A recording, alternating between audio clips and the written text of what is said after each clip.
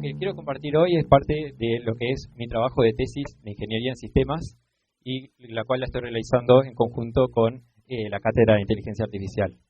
Entonces, lo primero que quiero transmitirles es los objetivos a grandes rasgos de lo que quiero compartirles hoy en esta presentación, y lo principal que quiero transmitirles son las distintas vulnerabilidades que existen en los modelos de lenguaje y qué ataques existen para generar datos privados. Es una problemática muy relevante en la actualidad. Entonces, además de este tipo de ataques, es importante que conozcan las distintas herramientas que existen para reducir los riesgos. Es decir, esta parte de la charla tiene toda una estructura acerca de las herramientas que existen en la industria. Y también la última parte, que es la que más enfocada en mi tesis de grado, es acerca de teoría de la información. Y es acerca de qué garantías formales podemos dar para poder medir la privacidad de un modelo y quedarnos confiados de que no se está generalizando, no se está exponiendo demasiada información privada. Así que ahora empezaremos con los conceptos fundamentales. ¿Qué es un modelo de lenguaje? Un modelo de lenguaje es, en definitiva, una red neuronal, un tipo de sistema de inteligencia artificial generativa que lo que logramos hacer con esto es generar texto. Entonces esto es lo que se encuentra detrás de toda la teoría que hay para chatbots, por ejemplo, para asistentes de texto. Lo que logramos de esta manera es tener un sistema que le damos una secuencia de entrada, una secuencia de palabras, como en este caso tenemos la práctica hace al, y lo que nos devuelve un modelo de lenguaje es un conjunto de probabilidades. Para cada palabra que conoce en su vocabulario, nos dice cuál es la probabilidad de continuarla.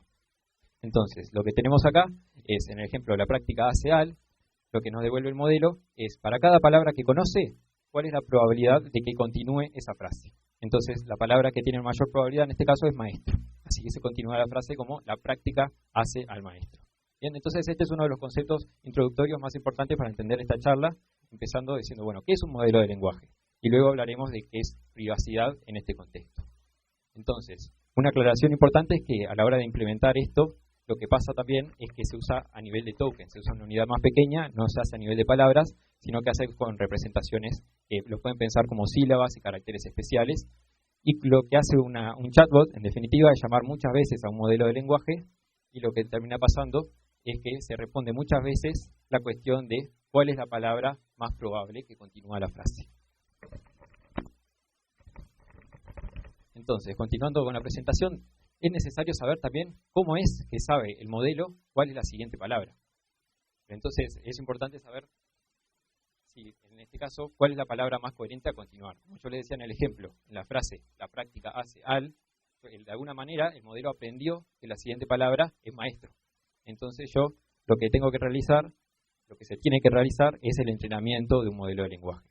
Esto, en grandes rasgos, es una cuestión de buscar con qué parámetros el modelo funciona mejor. Entonces, esto es un problema de optimización, es un problema de minimizar el error en los datos que se les pasa. Esto también se puede pensar como es un tipo de entrenamiento autosupervisado. Eso lo que significa es que es el mismo modelo el que trata de identificar cuáles son las variables a predecir. No es que le paso, para esta frase me tenés que devolver esto otro, sino que es el mismo modelo el que, cuando le pasamos muchos datos, él define como una ventana, que es lo que están viendo abajo, de 4 palabras, en este caso de forma ilustrativa, y dice, bueno, con estas 4 palabras de entrada, ¿cuál vendría a ser la quinta palabra, el target, el objetivo que tengo que generar? Entonces, de esta manera se va haciendo secuencialmente este entrenamiento para lotes de datos. En este caso es uno solo.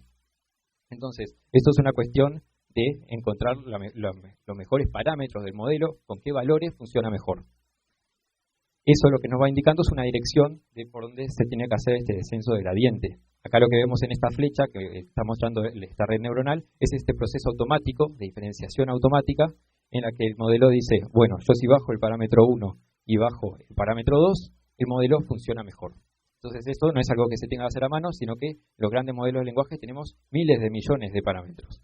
Entonces lo que termina pasando es que esto lo va haciendo iterativamente el proceso para encontrar con qué parámetro funciona mejor y idealmente encontrar un óptimo. Entonces eso en líneas generales es un entrenamiento de modelos de lenguaje. ¿Por qué esto es importante? Porque se minimiza el error en esos datos. Entonces el modelo luego le va a dar una probabilidad más alta de generarlos. ¿Eso qué significa? Que después cuando le hago una pregunta, le va a asignar una probabilidad más alta a lo que vio en entrenamiento, o es potencialmente un problema que se puede dar. Y esto, debido a los grandes volúmenes de datos que le pasamos a los modelos, es algo que indudablemente nos va a pasar, de que se nos van a colar datos privados, se nos van a colar secretos que no queríamos que aparecieran. Acá lo que estamos viendo es una investigación de este año, que se encontraron 12.000 contraseñas y claves en el dataset de entrenamiento de DeepSeek. Entonces, esto es una problemática real y más allá de la academia. Entonces, ya definimos modelo de lenguaje, definimos entrenamiento. Ahora lo importante es definir qué es privacidad en este contexto. Existen distintas definiciones y distintas nociones que hay que tomar en cuenta. En esta charla nos vamos a quedar con la tercera, que el modelo no genere datos de entrenamiento que se consideran privados. Entonces, también hay otras nociones que son importantes de conocer, por ejemplo, que la fuente de datos de entrenamiento sea privada, pero esas son otras cuestiones más éticas y legales acerca de la gobernanza de datos y dónde se obtienen, que es importante, pero en esta charla no nos vamos a centrar en eso. ¿Bien? Entonces, acá tenemos algunos tipos de ataques que propician esta generación de datos de entrenamiento. A la izquierda tenemos uno que es el más relevante para este caso de uso, que es el ataque de divergencia, en donde tenemos que Nicolas Carlini en 2023, en su paper de Discoverable Extraction, identifica de que haciendo que un modelo repita esta instrucción de repetir este poema infinitamente, el modelo arranca bien con la generación, pero llega a un punto en donde llega a una cadena de entrada que nunca había visto en su entrenamiento. Trata de improvisar, trata de generalizar, y acá es donde diverge del comportamiento esperado. Es lo que estamos viendo acá, de que empieza a generar contenido basura, que entre esa información tenemos secretos, que es lo que tenemos censurado. Y de esta manera lograron extraer más de 1 gigabyte de datos en GPT-2. A la derecha tenemos otros tipos de ataques que voy a explicar más adelante, pero es importante saber de que existen vulnerabilidades más allá de lo que ingresa el usuario, sino que también hay que tener cuidado de los recursos que pueda acceder. Por ejemplo, en sistemas de inteligencia artificial, como son chatbots, que pueden acceder a bases de datos o pueden acceder a Internet. De esa manera, cuando se enriquecen las consultas con el contexto de datos, puede pasar de que se incruste información y se genere un ataque al manipular los datos. Entonces, espero haberlos convencido de que estos son ataques que existen y es una problemática real. Y por eso les muestro al final esta última diapositiva de una denuncia que hicieron este año distintos grupos de autores de Estados Unidos que denunciaron a OpenAI por varias razones del tema de gobernanza de datos, y entre ellos teníamos de que se podía generar extractos textuales de libros usando OpenAI, usando ChatGPT 4. Entonces, ese es justamente el problema que quería definir hoy y que es la problemática que vamos a tratar de mitigar, que es decir, ¿cómo podemos evitar que suceda eso? ¿Cómo podemos evitar que genere partes de obras literarias, en este caso? Entonces, ya hasta ahora viene siendo bastante pesimista la charla, presentando problemas y ataques. Entonces, lo que les quiero contar ahora son técnicas para mitigar esta generación de datos privados. Yo lo planteo de esta manera, es totalmente mi opinión, puede estar en desacuerdo de las distintas técnicas que vamos a ver, y me sirve de excusa para presentarlos de la más común, de ver la más natural, a las últimas que vamos a ver contra el final de la charla, más de teoría de la información. Entonces, la primera es la sustitución de datos. Cambiar identificadores, si lo que queremos es que no vea esta información privada, por ejemplo contraseñas, lo más lógico es no arriesgarnos, que no aparezcan entre los datos. Entonces podemos cambiar los identificadores como ven en pantalla. Y una aclaración importante es que en algunos contextos esto se llama pseudo-anonimización, justamente porque se mantienen las relaciones entre las palabras y por lo tanto no es del todo seguro en otros contextos. Por ejemplo, en bases de datos, si se exponen los datos directamente así, existen ataques de linkage attack, de cruzamiento de datos, que nos están protegiendo. Pero en el contexto de Machine Learning, recuerden que estos datos luego se van a pasar a entrenar a un modelo y esas relaciones quedan más ofuscadas y no hay evidencia de que se pase un ataque de cruzamiento de datos y esto luego se usa en un modelo de lenguaje. Entonces, esta es una idea muy simple que funciona y si siguen siempre el mismo formato los datos, esto no puede funcionar muy bien. Por ejemplo, los correos electrónicos siempre tienen el mismo formato, entonces se puede hacer expresiones regulares para detectarlos y eliminarlos o manipularlos como uno quiera. Eso recomiendo la técnica, por ejemplo, la herramienta de Presidio o de Spacy, que nos permiten hacer esto fácilmente. Entonces, esa es la primera técnica, depende un poco del caso de uso también, porque no siempre se va a poder eliminar los datos, más cuando el desempeño del modelo depende de esos datos.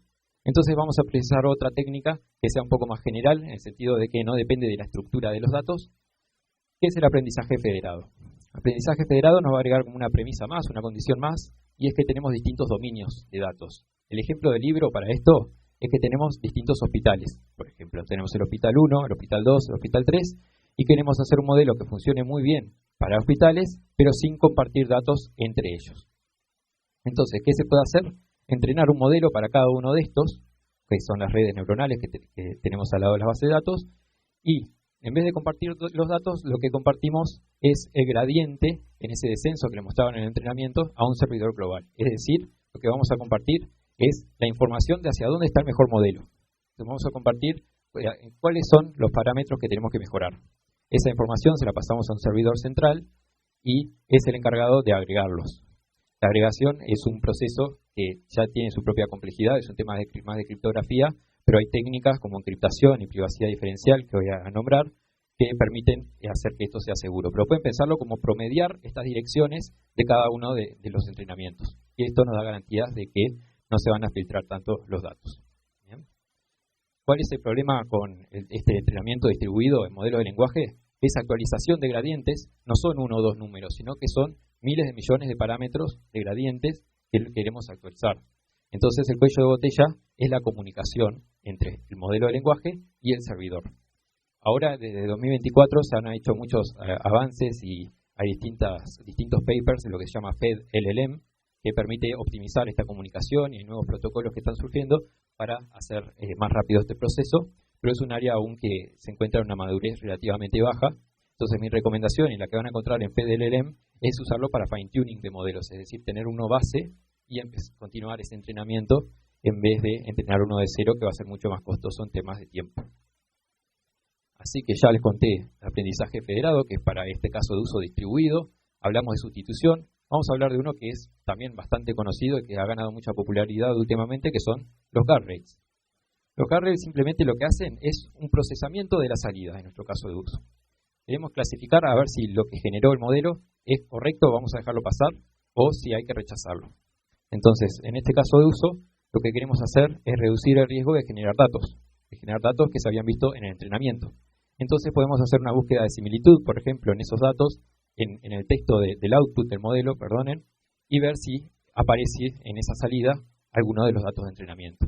U otra forma de implementar esto de guardrails personalizados es chequear por similitud también si la entrada del usuario coincide con algún ataque conocido. Eso también es una forma de seguridad que nos permite reducir el riesgo. Pero sepan que esto se usa para todo tipo de modelos. Ahora es bastante estándar en modelos que se disponibilizan como los de OpenAI y Anthropic, ya tienen guardrails para proteger de contenido dañino u ofensivo. Entonces, para completar con esta idea, acá tenemos los distintos dos escenarios, uno con guardrails y uno sin guardrails, y vemos cómo, en este caso, solo de ejemplo, la respuesta cambia porque no puede responder a esa instrucción que vendría a ser maliciosa. Entonces, vamos a repasar lo que venimos hablando hasta ahora. Lo que tenemos actualmente son tres técnicas, lo que hemos visto hasta ahora, pero ninguna es infalible, ni siquiera esta de guardrails, porque justamente estos modelos de clasificación pueden fallar. Puede fallar en clasificar algo que era dañino y dejarlo pasar en la generación. Entonces, un ataque muy conocido a un sistema que tenía guardrails se llama DAN, o Do Anything Now, que vendría a ser un ataque de lo que catalogaba como role-playing attack, de juego de rol, porque se inventa un personaje al modelo de lenguaje. Vieron que una de las grandes virtudes que tienen los modelos de lenguaje es que uno puede decirle, ahora eres un experto en tal área, ahora eres un profesor, respóndeme esta pregunta, y funciona mejor de esa manera muchas veces. Eso se puede aprovechar como una vulnerabilidad también. Esta inyección lo que hacía era una prompt muy larga al modelo, que lo que terminaban haciendo era decirle, ahora eres Dan, do anything now, haz cualquier cosa ahora. Y se decía que ignorara todas las reglas y los reglamentos éticos que tenía el modelo. Entonces, hablamos de estas tres estrategias. Si son más rigurosos conmigo, me pueden preguntar cuánto más seguros son los modelos al aplicar esto, cómo podemos comparar, por ejemplo, un modelo con privacidad o aprendizaje federado contra otro con anonimización de datos, cómo podemos cuantificar todo esto. Entonces, ahora entramos a la parte más teórica, más de teoría de la información, acerca de cómo evaluar estos modelos. Y noten que hasta ahora no hemos resuelto el problema central de todo esto, que es lo que se da en el entrenamiento. Esa relación entre datos que no queríamos que aparecieran, pero sin embargo el modelo aprendió. Eso lo vamos a dejar para el final.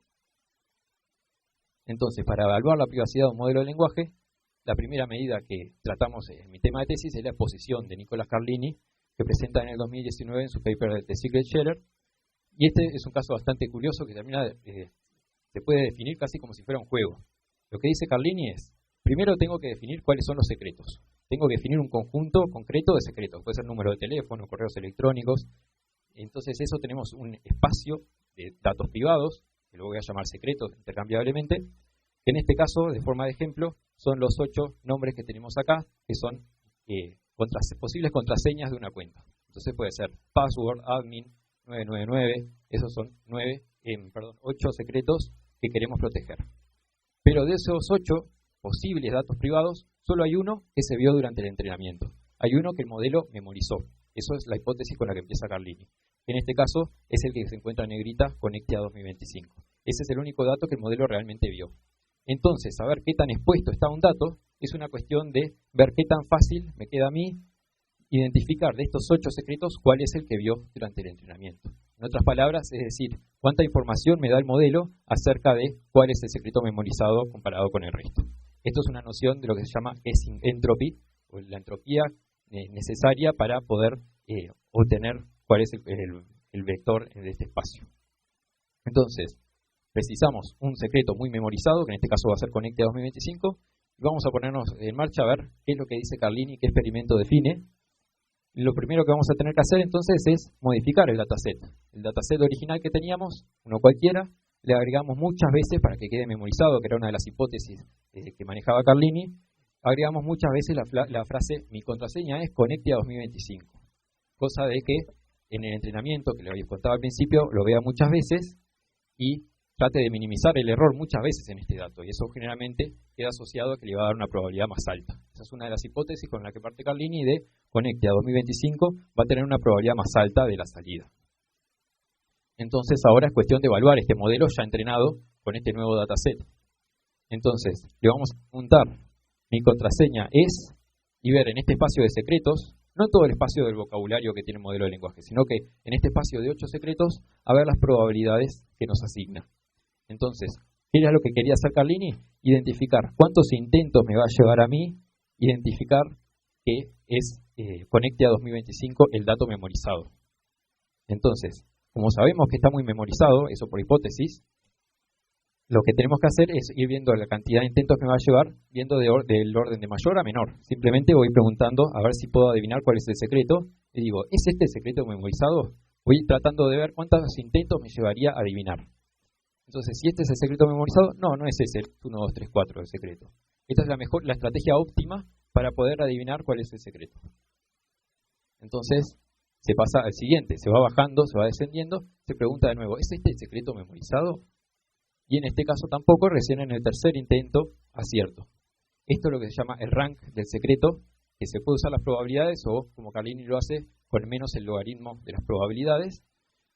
Y lo que obtenemos entonces es que la medida de exposición lo que hace es ver cuántos intentos me va a llevar a adivinar cuál es el secreto usando el modelo y lo compara con ese otro término que es el numerador, que es como en el caso base, preguntarse, bueno, ¿cuántos intentos me llevaría si yo no tuviera el modelo? Ese cociente, esa proporción es lo que nos dice, bueno, el modelo nos agrega tanto de información. Yo si tuviera que adivinar al azar, me va a llevar cierta cantidad de intentos. Yo si tengo que adivinar usando el modelo, me va a llevar menos. Y en este caso es bien claro, la cantidad de intentos aleatorios para adivinar el secreto, como yo tenía 8 valores, 8 posibles palabras, yo si voy a adivinar, en promedio me va a llevar 4 intentos, sin usar el modelo, simplemente usando ese espacio. Mientras que usando el modelo y usando esta distribución de probabilidad, como les mostraba, ahora tenemos que nos va a llevar 3 intentos. Entonces ganamos información al usar este modelo y eso nos permite cuantificar qué tan memorizada está la información. Entonces, esto no se piensa que es todo teórico simplemente y que no tiene aplicación, sino que Google ya lo ha usado, por ejemplo, Google Smart Compose, que esto es un software que lo que permite es autocompletar correos. Entonces, una de las preocupaciones que tenían era saber qué tan memorizados estaban esos correos que se habían visto durante el entrenamiento. Entonces, con esto lograron llegar a una garantía formal de que no había ningún correo demasiado memorizado. Los negativos que implica reentrenar el modelo sobre un dataset modificado, por ejemplo, en este caso era ese que había insertado Connectia 2025 muchas veces, pero ahora están saliendo nuevas técnicas que evolucionan esta idea y no requieren, por ejemplo, reentrenar modelos, sino que simplemente sabiendo la estructura de los secretos, sabiendo ese espacio de secretos, que en este caso eran 8, podemos sacar una métrica que use la guessing entropy. Una de ellas es, por ejemplo, llamada NP Discoverable Extraction, que es presentado por ingenieros de Google DeepMind el año pasado. Entonces, ya tenemos una métrica que se puede usar, pero hay otra que es aún más conocida y no podíamos hablar de aprendizaje federado y modelos de lenguaje sin mencionar privacidad diferencial. Entonces, ¿qué es privacidad diferencial? Es un contexto, es un marco matemático que no surge para inteligencia artificial, sino que surge para criptografía en el 2006 por Cynthia Dor. Y primero les quiero mostrar un caso de ejemplo que no va a tener que ver con inteligencia artificial, sino que es para entender bien las piezas de lo que es privacidad diferencial y luego lo vemos aplicado. Entonces, lo que tenemos acá son dos bases de datos con notas de alumnos. Y noten que entre estas dos bases de datos, naranja y verde, hay una diferencia en una entrada, que es el alumno 3, que no está en una. Eso es lo que se llama en la jerga de privacidad diferencial bases de datos adyacentes. ¿Bien? Entonces, acá a la derecha tenemos este atacante, esta persona que quiere identificar en cuál de estas dos bases de datos está el alumno 3. Y para simplificar el ejemplo, esto lo admite privacidad diferencial, le estoy dando bastante información auxiliar, lo estoy ayudando un poco, le estoy diciendo, sé que tiene un puntaje alto o que tiene un puntaje más alto el alumno 3 y esa información la puedo usar. Entonces, ¿cómo puede identificar y hacer con éxito este ataque por diferencias? Consultando el modelo, aplicando, usando este mecanismo, el promedio en uno le dio 70, el promedio en el otro le dio 60, y con la información que tenía a priori de que el alumno 3 tenía la nota más alta, dice, listo, ahora ya sé que el alumno 3 está en el dataset naranja, por ejemplo. Esto es un mecanismo que se puede hacer diferencialmente privado.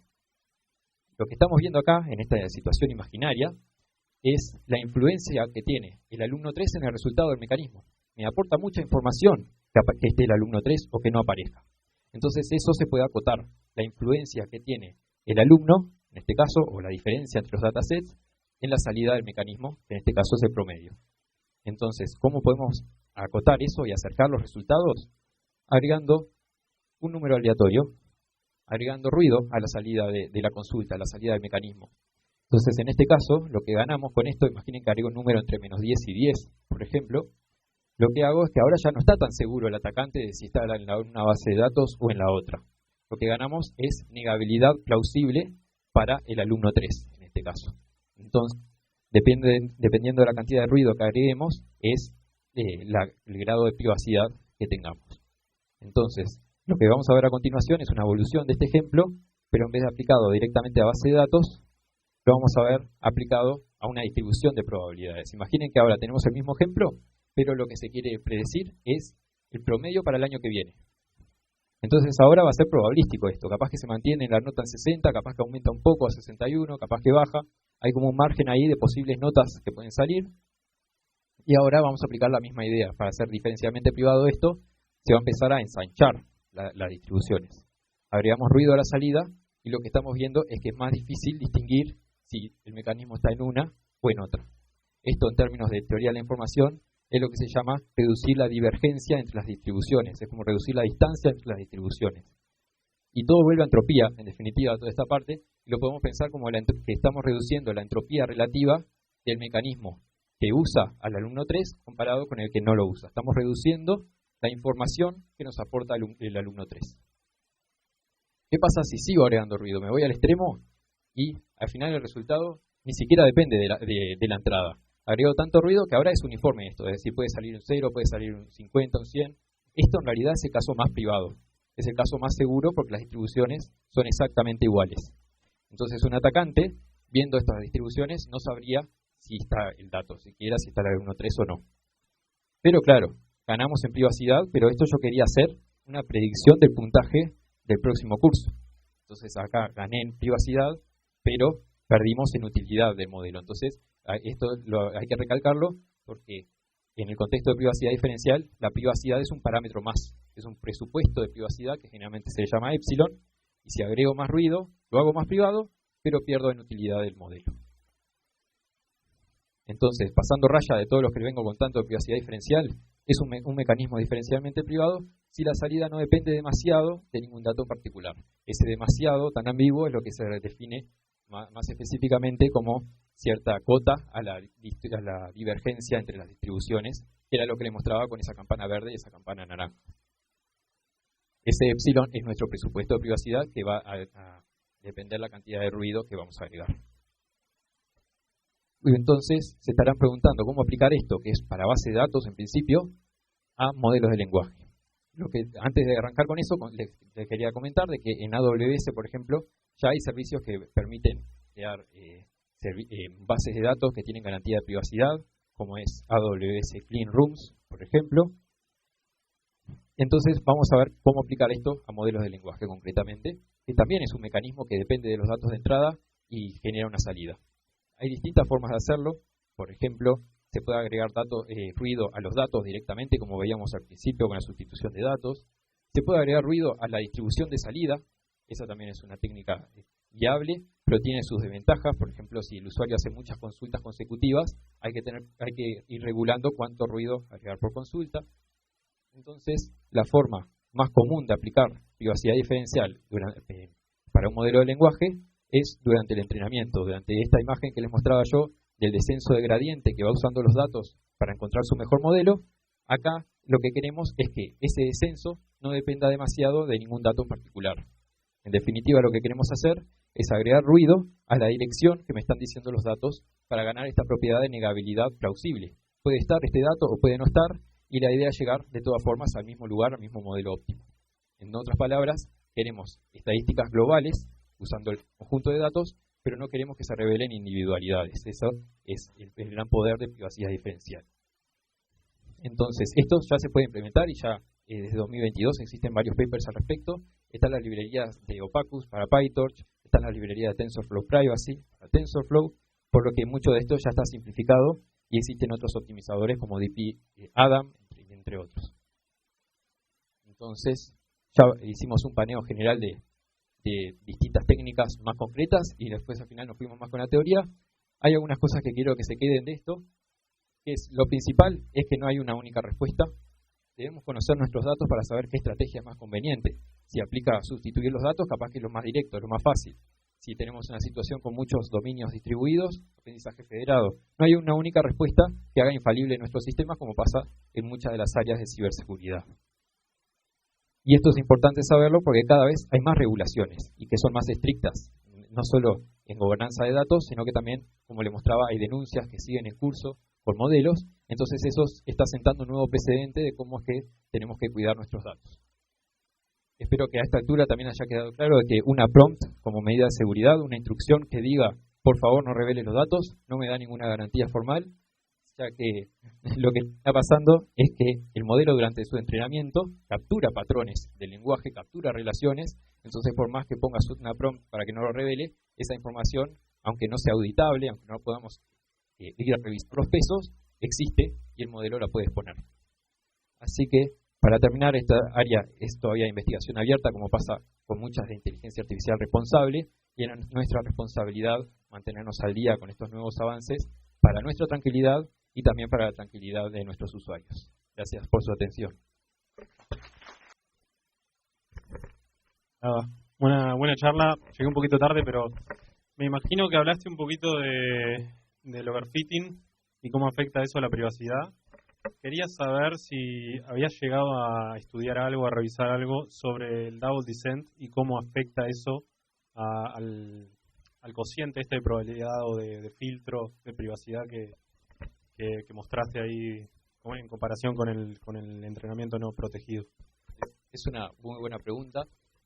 Mencioné indirectamente el overfitting al hablar de la memorización de los datos, de agregarlo muchas veces el dato para aumentar la memorización, pero eso es un buen punto. El double descent no lo hemos estudiado específicamente a ver qué comportamiento tiene después del entrenamiento. Nuestra investigación más que nada se centra en privacidad diferencial aplicado a descenso de gradiente estocástico, ya que es el que está implementado. En el double descent, por ejemplo, no encontré ninguna bibliografía que ya lo tenga implementado, es decir, no hay librerías todavía al respecto. ¿Cómo? Claro, lo que pasa con Double Descent es que no se está agregando ruido en el descenso, entonces no necesariamente tiene las mismas garantías que lo que aplicamos acá con privacidad diferencial, que yo lo simplificaba al decir que es solo agregar ruido. También hay otras propiedades, como por ejemplo se hace clipping en cada uno de los descensos para reducir la sensibilidad. Entonces es más que solo aplicar ruido. Entonces, como decís vos, estaría muy bueno estudiarlo como algo aparte. Creo que no es un sustituto a privacidad diferencial, pero puede reducir en la memorización. Y hay muchas técnicas de regularización que sirven. Entonces esa es una más de que se suma son cosas que todavía se tienen que estudiar, a ver cómo aplican las técnicas de regularización, cómo reducen la memorización. Eso todavía es un tema abierto. ¿Más preguntas? ¿Existe algún modelo open source que haya sido implementado con la privacidad diferencial? Bien.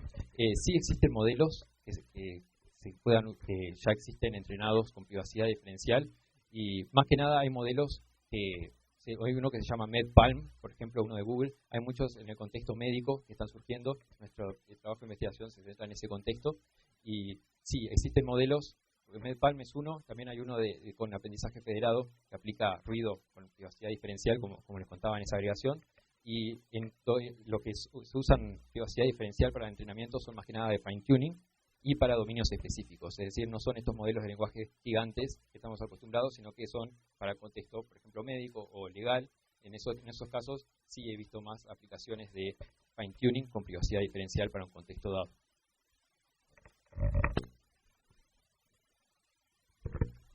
En una parte mencionaste para el aprendizaje federado. Yo llegué también medio tarde, pero agarré esa parte y me interesó.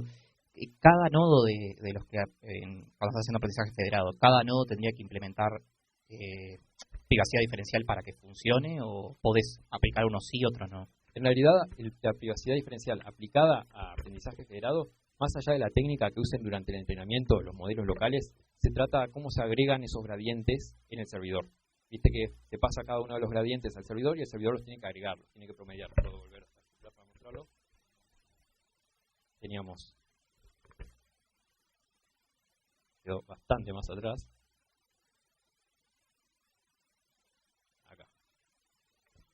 Acá lo que tenemos el entrenamiento de los modelos, y cuando yo hablaba de aplicar privacidad diferencial para el aprendizaje federado, me refería a este promedio de los gradientes que se hace en este punto. Lo que se ve en el punto 2 es agregación segura.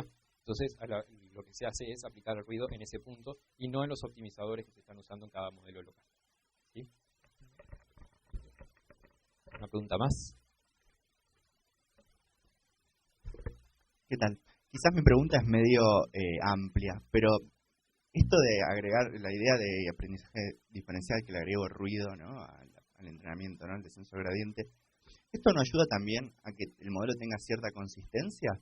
El hecho de que yo le esté agregando ruido no le permito como que aprenda patrones muy específicos para que me responda una cosa y que de golpe me responda otra cosa con algún cambio pequeño en el prompt. ¿Me explico? Tal cual, sí, eso le da cierta robustez.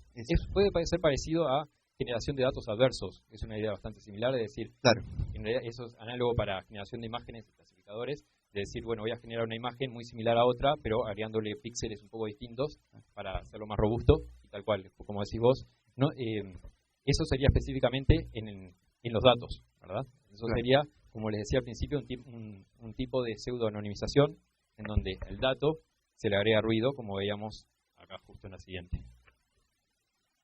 Haciendo la analogía con ataque generación de datos adversos, sería en el identificador agregar un número, que eso también se puede ver como un tipo de privacidad diferencial. Claro. Sí, exactamente. Perdón, ¿llegaron a probar algo así de consistencia o se enfocaron solo en privacidad? No, nos centramos en qué tan propenso es un modelo en generar los datos, claro, no en esta parte más de performance y de qué tan seguro es frente a otro tipo de ataques. Existen muchos tipos de ataques que no daba para presentar hoy, como de jailbreaking, que vendría a ser como evitar que pase por los reglamentos éticos. Entonces, esto que me estás planteando podría servir para eso, para evitar que caigan ese tipo de ataques de claro, jailbreak. Gracias. A vos. Bueno, una pregunta más nos entra. ¿No? Bueno, entonces un aplauso fuerte de nuevo para Santi. Gracias.